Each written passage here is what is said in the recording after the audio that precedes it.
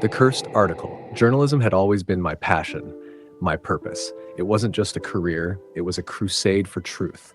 Over the years, I had exposed fraudsters, unmasked corrupt politicians, and chased the stories no one else dared to touch. But what I didn't know was that some stories should never be pursued.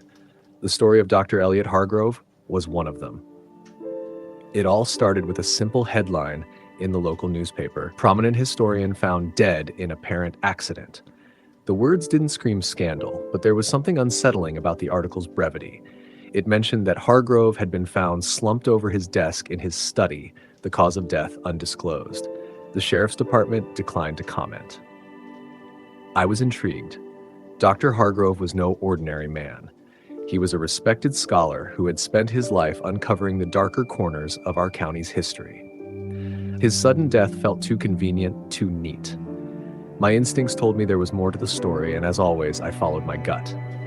I started at the library where Dr. Hargrove had conducted most of his research. Mrs. Whitaker, the elderly librarian, remembered him well. Such a kind man, she said, leading me to the desk where he used to sit. But in those last few weeks, he seemed troubled. He'd stay until closing, muttering to himself as he sifted through those old records. She handed me a stack of notebooks and clippings he'd left behind. Most of it was local history, newspaper articles, court records, and police reports spanning decades. One page caught my eye. It was a handwritten note, scrawled hastily in the margins of an old ledger. They're watching.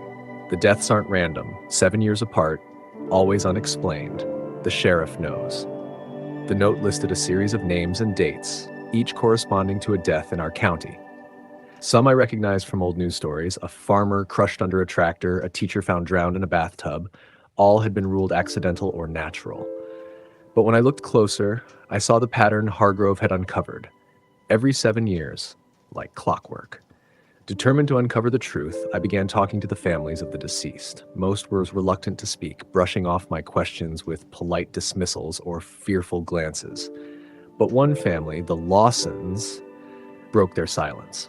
Margaret Lawson's husband, Henry, had died 7 years ago under mysterious circumstances. He was found in their barn, hanging from the rafters. The coroner had ruled it a suicide. It wasn't, Margaret said, her voice trembling.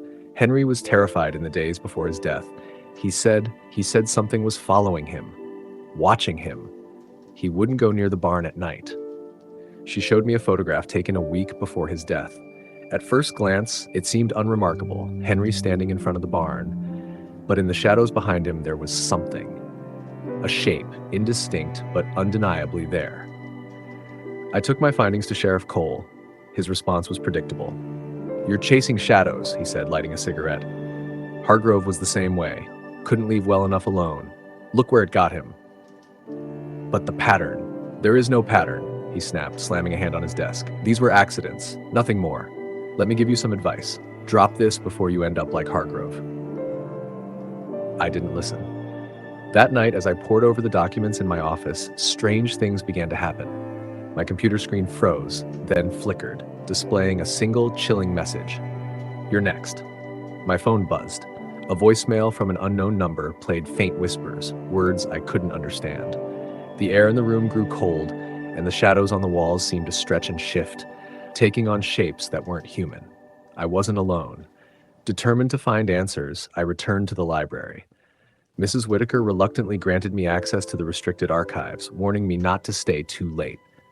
The ledger room was dimly lit, the air thick with mildew and dust. As I flipped through the old records, I found a faded ledger from 1951.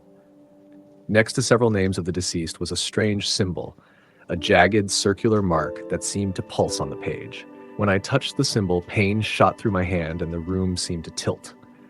The whispers returned, louder now. "Balance the books," they hissed. "Pay the debt." Piecing together Hargrove's notes, I discovered that the deaths weren't accidents.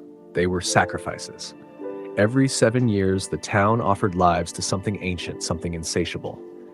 Hargrove had found the same symbols etched into the walls of the courthouse and the sheriff's office.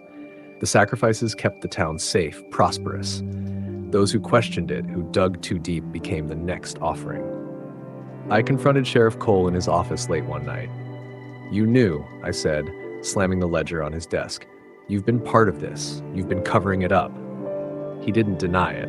Instead, he leaned back, lighting another cigarette. You think you're the first to figure it out? He said, exhaling a plume of smoke. This town survives because of the sacrifices. Without them, we all die. You're not a hero. You're just the next name on the list. The shadows followed me home that night.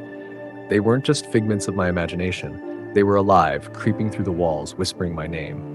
I tried to leave town, but the roads twisted back on themselves, leading me in circles. My reflection in the mirror was no longer mine. It smiled when I didn't, its eyes black as voids. The symbols from the ledger began appearing on my skin, burning like fire. I never finished the article.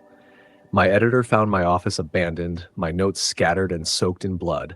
The sheriff's department ruled my disappearance a suicide, but the whispers remain. If you're reading this, stop now. Burn this account, forget my name, because the curse isn't just mine, it's ours, and it's coming for you next.